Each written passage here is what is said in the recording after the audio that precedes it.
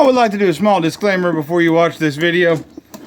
Obviously, if you have trouble with things, electric, plumbing, whatever, a licensed, certified professional's probably not always a terrible idea. If you do it on your own, you're on the risk of hurting yourself and all that kind of stuff. All right, so now let me show you what I did.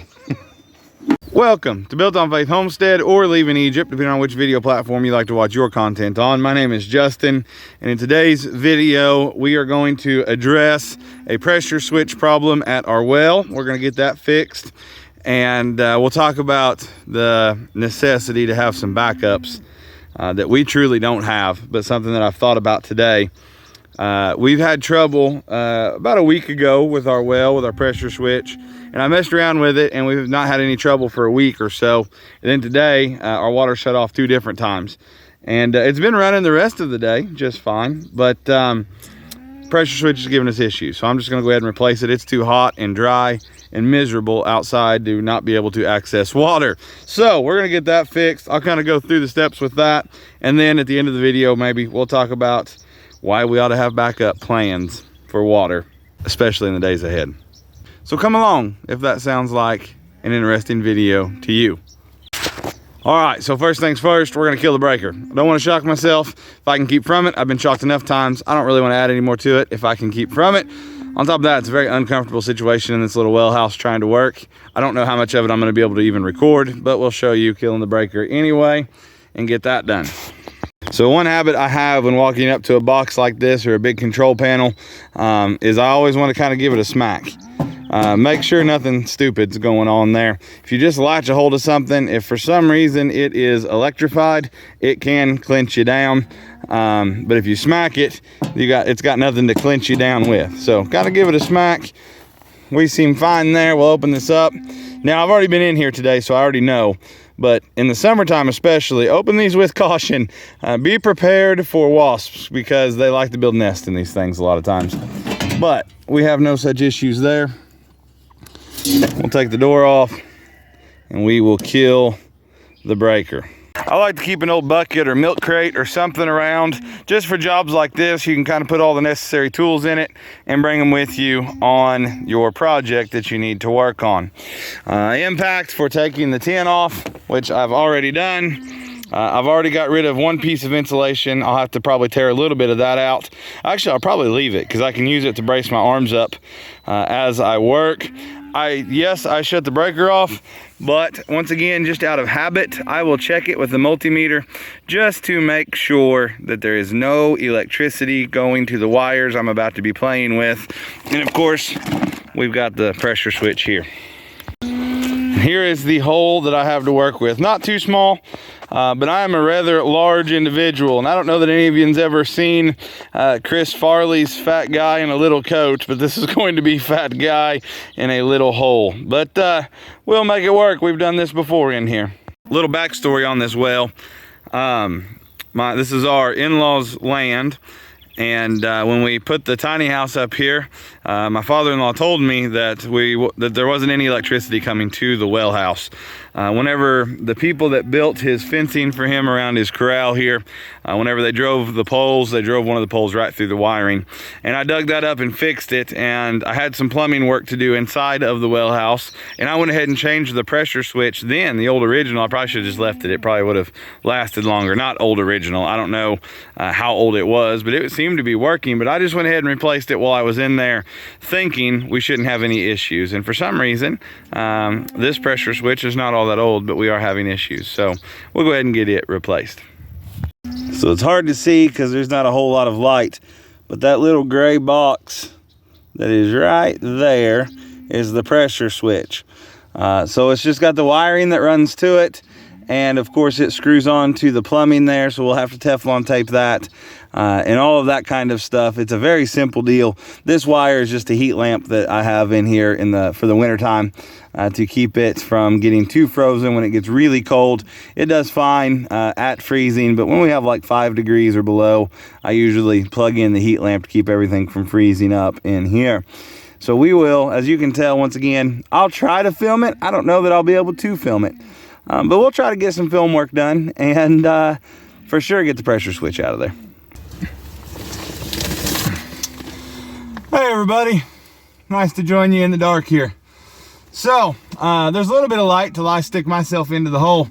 First things first, we'll take this cover off and we will make sure there is no electricity. Yes, I know I killed the breakers, but once again, it's never a bad idea to double check everything and make sure there's no electricity running to this. And there's not, nothing at all. I don't have 220 or 240, I don't have 120, 110, whatever you want to call it. I don't have any of it. It's all dead. So we know we're working with dead wires. That makes life a little bit more comfortable. All we got to worry about is the spiders, the bugs, potential snakes, those kinds of things. So we get this unscrewed. It's a very simple process, right? You don't have to be a genius. You don't even have to necessarily, listen, I guess, right? You need to be safe and all of those kinds of things. However, if you got a little common sense about you, pay attention to the way that it's wired originally, and you'll probably be fine. It's just 1, 2, 3, 4, 5, 6 wires all together, and then a little bit of plumbing, if you want to call it that. It's just a threaded piece of pipe that you have to screw the new pressure plate down on, or the pressure switch down onto. A little bit of Teflon tape will save you a lot of headache. So let's get to work pulling the wires. Once again, we can work in here with confidence. The breaker's off. We check the wiring. No guesswork that way. And I speak from a guy that has not always done that and has got myself good and shocked a few times. My dad was an electrician by trade, and I got shocked one time, and he was laughing, and he said, "I'd pay good money to see that again." And I laughed and said, "It didn't hurt that bad. Get your wallet out." Right? But those days are behind me. I prefer not to get shocked. This is a bit of an uncomfortable spot to work. There's no doubt about that. These wires out of here. Come on. There you go. There's that. So you've got wires going to the pump. And then, of course, wires from the breaker to the pressure switch. Then from the pressure switch to the pump. And of course, it's about 500 degrees today. Not really. It's hot though. 90 something degrees and working right in the sun. At least on my back half. My front half is shaded in this cozy well house.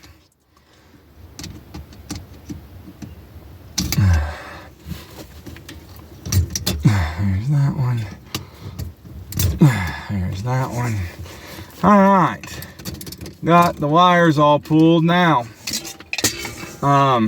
Breaker's off, and there is a spigot in here that I would usually turn on to bleed the pressure off, but I don't want it all wet and nasty in here. It's nasty enough. So what I'm gonna do is I'm gonna kill the camera, and I'm gonna walk down below the well house and turn on a hose spigot and bleed the pressure off before I unscrew this, because I don't want to get sprayed in the face with water. And once again, I don't want to make a big old mess in here. So hold that thought. I'll be right back. All right, got some of the pressure bleeding off anyway. I don't know how much it's bled off all the way or not, but where I'm bleeding it off is lower than where I'm working here. So we should be fine. Mostly. If not, we'll get a little wet. Unscrew that there. So I used to formerly be a water department guy. That's why I worked in municipality systems, city system, that kind of stuff. So most of this is pretty comfortable for me. The problem is big well systems, great big ones, and especially newer, more sophisticated ones, are a lot different than a private well. And so I don't know near everything, there's no doubt, but still pretty confident to be able to do the work that we need to. And for all of you that watch the video and want to tell me the 500 things I do wrong, as long as it works, and we have water at the end of the day, everybody's safe and nobody's dead, we'll take it. So we got the old one off. We will re-Teflon this piece here, hopefully keep it from leaking. The rule with Teflon is you got to put it on backwards 3 or 4 times before you put it on the right way, because then, I mean, are you really living life if you don't? And I put Teflon tape on backwards more often than I'd like to admit. Every once in a while I get it right. If I actually stop and think about it, I do it wrong, so I just go in there and do it. You'll know if it's backwards. The whole tape will begin to move and it will begin to unravel, in which case you need to flip it around and do it the other way. So now, let's put the new one, start threading it on. Careful not to cross thread it. It's kind of an awkward piece. It would be very easy to cross thread it.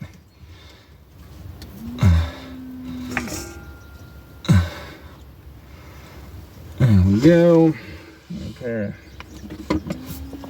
Oh, there they are.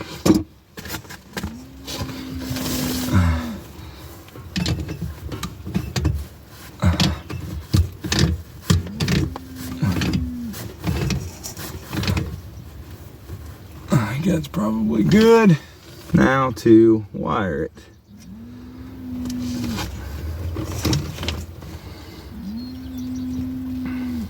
So what I'm doing is recurling these wires because I uncurled them when I pulled it apart, the old one. So we'll recurl these. And by curl, I just mean I put a bend in it so it'll kind of wrap around the screw that it connects to. And once again, as long as you halfway paid attention, not halfway, all the way paid attention. Whenever you took it apart, just put it back together the same way. What I didn't pay attention to is where I put my screwdriver, but you know, we'll go ahead and push some of the wire through here first. I swear I spend half my day just looking for the tool I just had. So basically, you take these wires off the same way you put them on the, you know, backward. And of course, they're somewhat thick wire. I think it's 10, if I'm remembering right. So it can be a bit cumbersome to work with, but as long as you grunt, it'll do what you need it to. Now those curls are kind of like the Teflon tape. If you turn them the right way, the screw will suck the curl in. If you turn them the wrong way, it'll push the curl out.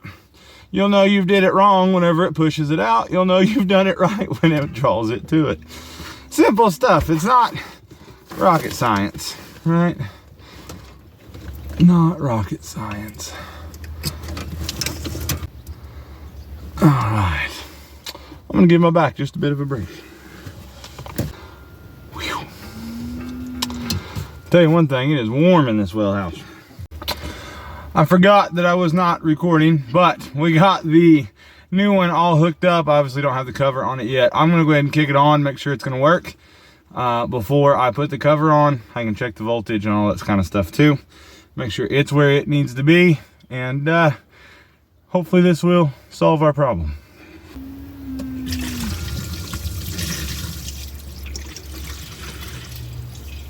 I think we have good news. I heard it kick on. I'm looking at the pressure gauge. It's building pressure. I'll double check the voltage, but I'd say we at least have water for now. Now I will watch this pressure gauge, make sure it shuts on and off at the proper time. I'll go open up a hose spigot again here in just a little bit to make sure when it drops that it kicks back on.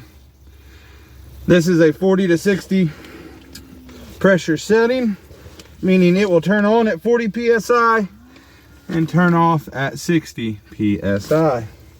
Looking good. Or, you know, 62 psi. It's all good. We'll take it. Who knows if this pressure gauge is set good.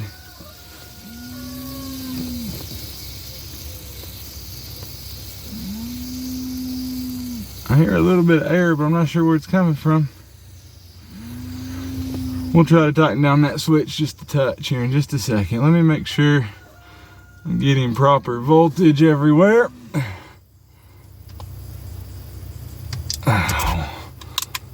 Helps if my meter's on. Oh yeah. Perfect. That's what we're looking for. Now let me snug that up just a touch, just in case that's the problem. A little bit of air that I hear. And it may have just been air coming through the line, but I'll certainly feel better about it. So I just give it just a little turn. There we go. Put the cover on and we will shut this project up. Put the cover on carefully, once again, not looking to get shocked here. That'll work. All right, now we're on to the milking. Not because I want to do a video about milking, it was just on to the next thing. You were getting hit by Wilma. Wilma, stop. Stop it. You want to say hi? Say hi to everybody. So the pressure switch, you are not going to leave that alone, are you? So the pressure switch seems to be working. Everything's up and running, doing really well. So now it was just time to get on with the milking. Quit! Hey! We're trying to do a video here. We'll get it out of your reach, maybe. Let's try this again without Wilma knocking it over, maybe. Alright, so pressure switch seems to be working. We had a water heater issue right after we fixed the pressure switch, unrelated to the pressure switch, by the way. It's just those hot water heaters that we got are just not good, and we need to get a different brand of water heater. However, this one's still under warranty. They refused to give my money back, so I'll just keep having them send me water heaters until my warranty's done, I guess. And then we'll have to go with a new brand.